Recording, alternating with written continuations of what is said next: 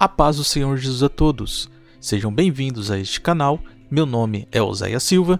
Estudaremos juntos uma nova lição da IBD. E hoje é dia de revisão.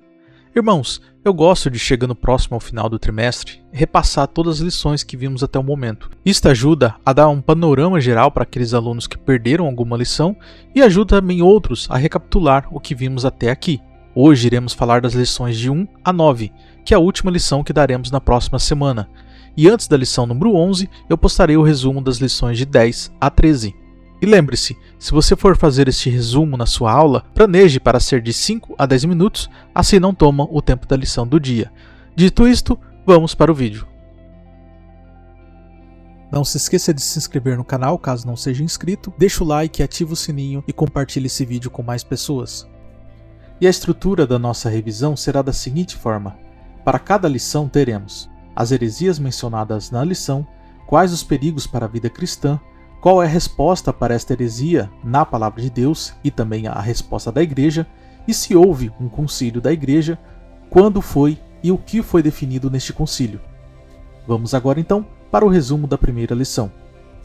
A lição de número 1 é uma introdução geral sobre as heresias, por isso ela não especifica nenhuma em particular, mas menciona que as heresias antigas ressurgem com roupagem nova na atualidade, e indica que surgem tanto de fora quanto de dentro da própria igreja. E os perigos das heresias em geral para a vida cristã são as distorções dos pontos principais da doutrina bíblica, divisão na igreja, atração de discípulos para falsos ensinos, negação de verdades fundamentais sobre Deus, Trindade, Jesus Cristo, Espírito Santo, natureza humana, salvação, anjos, igreja e escrituras sagradas.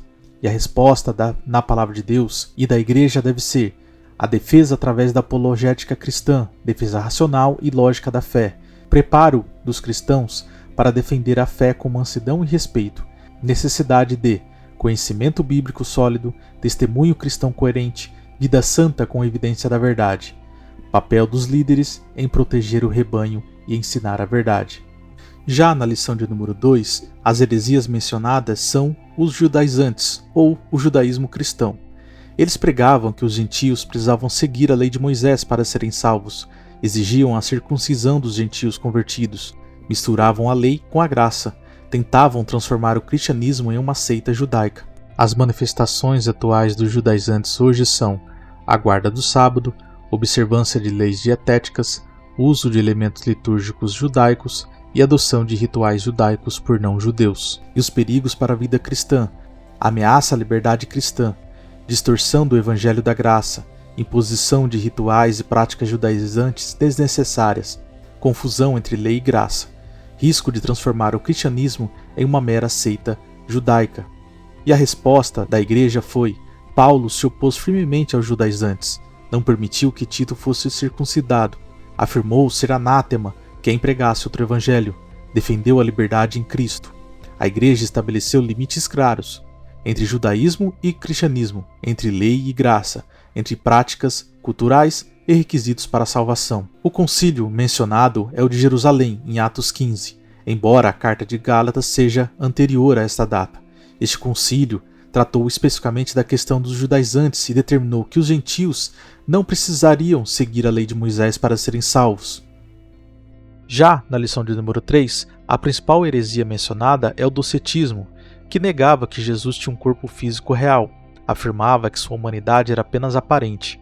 Os principais representantes dessa heresia eram Cirinto, que negava o nascimento virginal, Saturnino, que dizia que Jesus não tinha um corpo real, e Marcião, que negava a verdadeira humanidade de Cristo.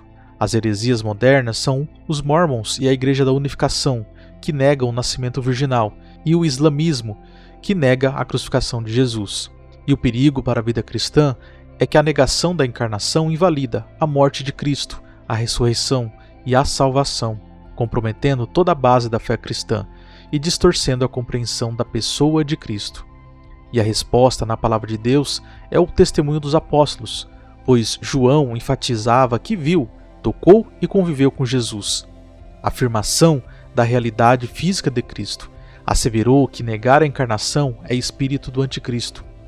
E temos também as evidências históricas, onde temos o testemunho de Flávio Josefo registro de Tácito e a documentação histórica da crucificação. Já sobre os concílios, a lição não menciona especificamente concílios, mas o docetismo foi uma das primeiras heresias enfrentadas pela Igreja, sendo combatida já nos escritos apostólicos, especialmente nas cartas de João.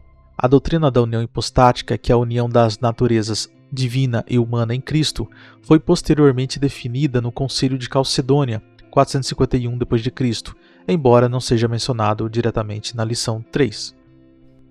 Na lição de número 4, estudamos as heresias que atacam a Trindade. Primeiro, unicismo, onde os principais foram Noeto, Práxias e Sabélio. Ensinavam que Pai, Filho e Espírito Santo são a mesma pessoa em diferentes modos. Nega a distinção das pessoas da Trindade. Depois, unitarismo, que afirmam que somente o Pai é Deus. Negam a divindade do Filho e do Espírito Santo. E o triteísmo, que ensina a existência de 3 deuses separados. Os perigos para a vida cristã são a distorção da natureza de Deus, comprometimento da salvação, adoração a um outro Jesus, infiltração através de músicas e doutrinas sutis. Nós encontramos a resposta na Palavra de Deus já no Antigo Testamento, Gênesis 1:26, 3:22 e assim por diante, assim como no Novo Testamento, Mateus 28:19, 2 Coríntios 13:13, é também citado os concílios e credos. O credo de Atanásio, que define a doutrina ortodoxa da Trindade. A declaração da fé das Assembleias de Deus rejeita oficialmente o unicismo. O posicionamento da Igreja deve ser manifesto oficial contra o uso de músicas unicistas e orientação para tratar unicistas com respeito, mas rejeitar sua doutrina.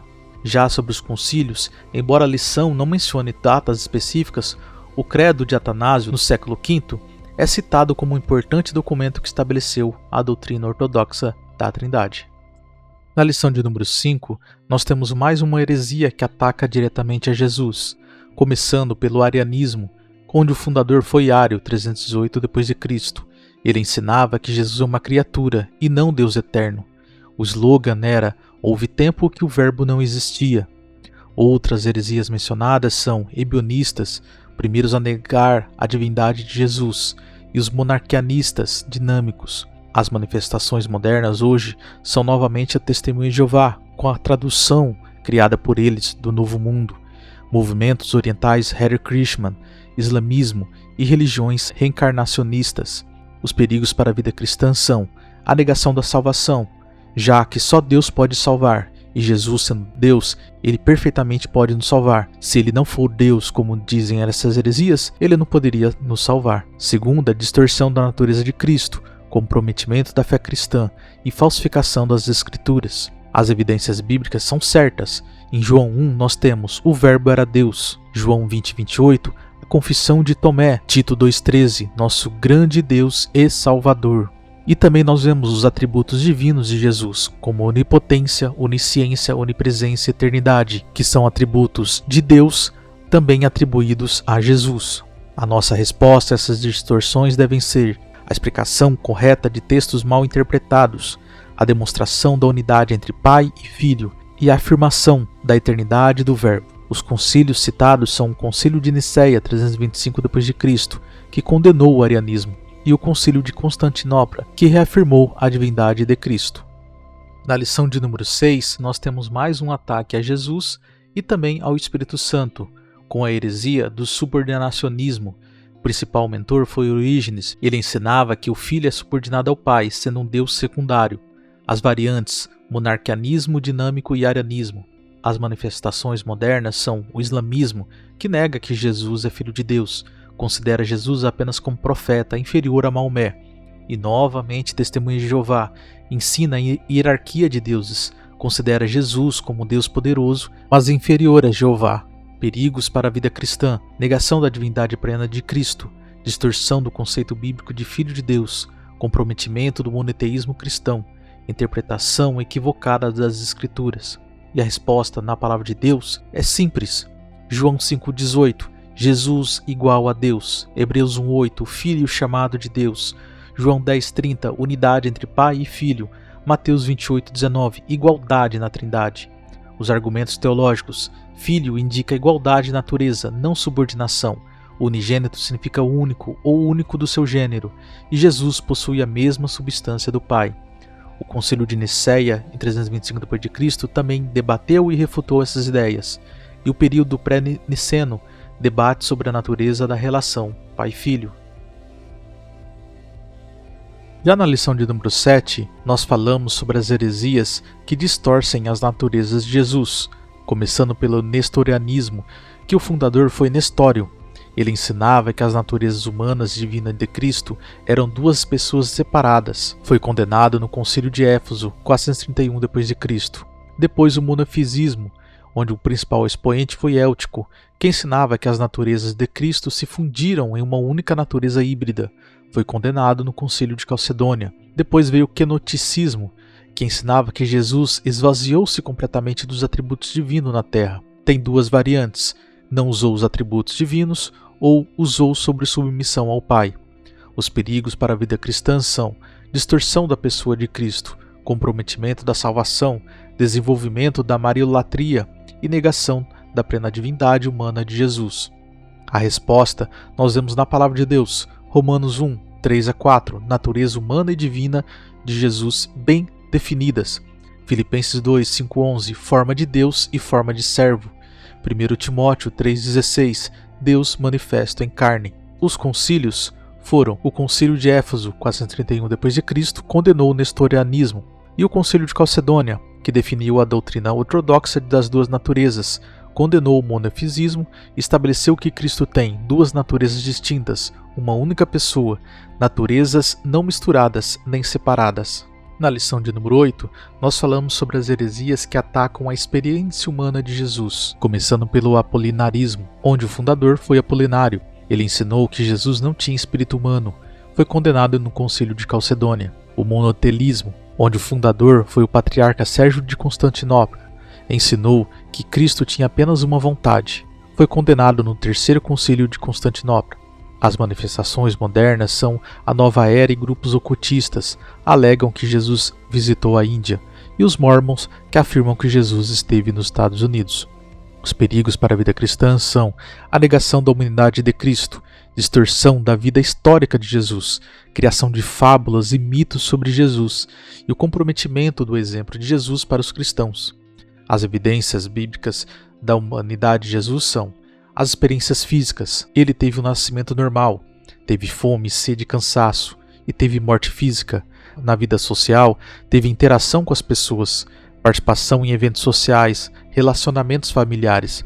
Na vida religiosa, participação nas sinagogas, debates com líderes religiosos, observância das festas judaicas. Os concílios citados são o Concílio de Calcedônia, que condenou o apolinarismo, e o Terceiro Concílio de Constantinopla, que condenou o monotelismo e afirmou as duas vontades de Cristo.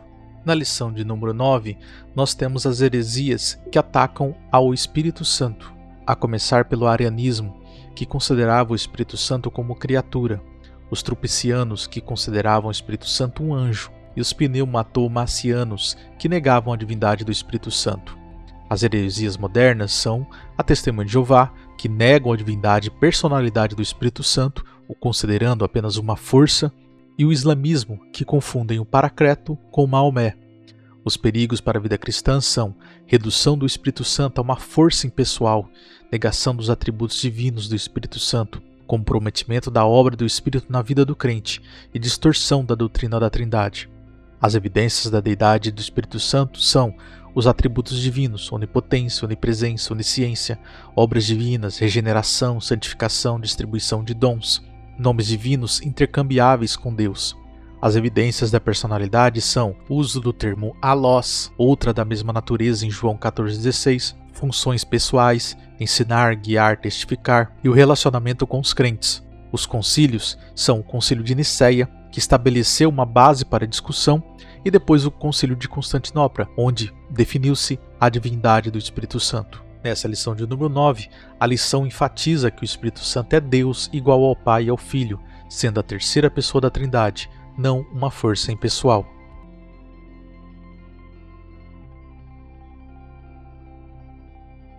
Finalizamos aqui, meus irmãos e irmãs, o resumo dos 2 primeiros meses. Lembrando que em 2 semanas farei o resumo das lições restantes. Por isso, se inscreva no canal e ative o sininho para não perder. Além disso, caso você queira imprimir esse resumo, seja para você usar como rascunho ou para entregar para os seus alunos, eu vou deixar um link aí nos comentários e também na descrição do meu site, onde lá terá o PDF para você baixar e imprimir. Meus irmãos, finalizamos a aula de hoje, mas agora é sua vez. Deixa nos comentários aí o que você está achando da lição desse trimestre, ou caso você queira adicionar algum conteúdo para ajudar outros irmãos, é só escrever aí nos comentários.